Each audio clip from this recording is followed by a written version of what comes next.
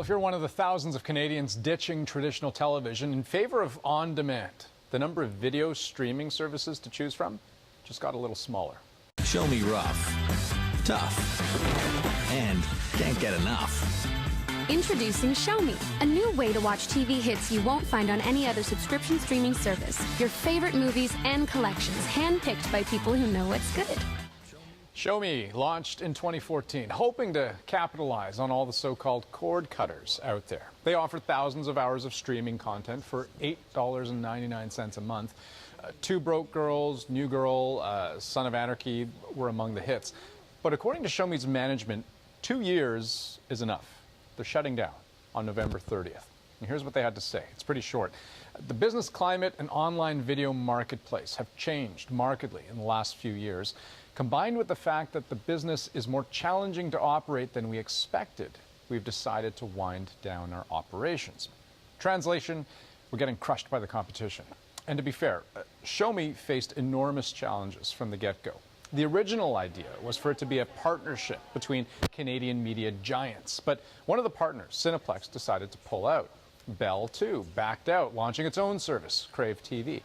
That left Rogers and Shaw to steer the ship, but Shaw lost interest in Shomi when it sold off some of its media properties. And beyond losing a lot of steam early on, there were other problems too.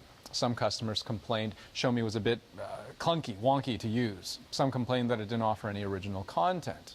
And then, of course, there's Netflix.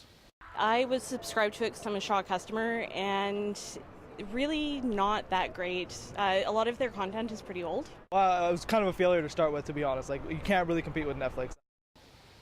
Now, a familiar face on our program, Graham Williams, has been keeping a close eye on this, tech expert with Pure Image. And, I guess when you look at what's happened, the writing was on the wall? It really was. I mean, this was sort of the and then there were two moments.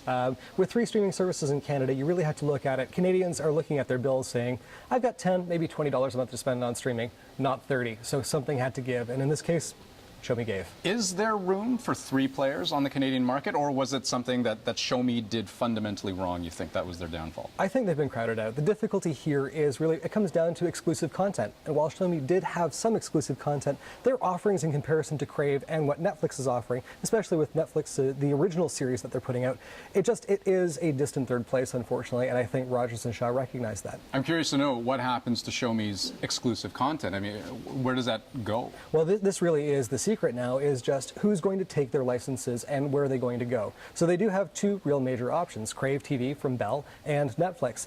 I personally feel like we're going to see a lot of this content move to Netflix. It has been a more popular option for content like this in the United States, so I think that's going to be the natural home for it here in Canada. You say that Shomi, your sense is that Shomi got crowded out, and you mentioned, and then there were 2, Netflix and Crave, right, being the other big one. What is it that Crave is doing so right or so differently? Or do you think that Crave might be in trouble too down the road? I don't think Crave's going to be in trouble because they do have a lot of exclusive content. Their licensing has been quite good. If you're looking to watch any of the new DC shows, say for example Arrow or The Flash, the only place that you can get them in a streaming content that you're not paying per episode is going to be on Crave TV. So Bell has done a great job in signing a lot of exclusive licenses that are drawing people into that service. It's worth what people are paying for it right now, whereas I think the value proposition for Shomi just wasn't as high.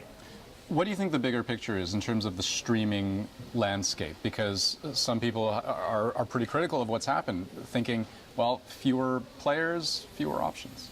Personally, I'm sad to see it go. I mean, the interesting thing that we're looking at here is we're seeing a bit of a generational gap, right? We still have a lot of people who haven't cut the cord and who are still watching scheduled television. They're showing up for appointment TV. Then we have a generation that is moving on. They are cord cutters, and they're moved to services like this. But we have a whole generation for whom being subscribed to a service like cable has never happened. They're cord nevers. And every generation after this is more likely to be subscribed to services like Netflix and like Crave, and they're never going to have the $80, $100, $160 a month cable package. So for them, $20, $30 a month was really nothing. So this is kind of a sad thing for that particular group. Okay, well then let me ask you one more question. Where is this all going? Are we going to see a continued sort of narrowing and funneling of competition, or do you see there being options where we might see niche streaming services crop up and see more and more of them? We do have some niche streaming services that have already cropped up. There's one called Crunchyroll for animated television.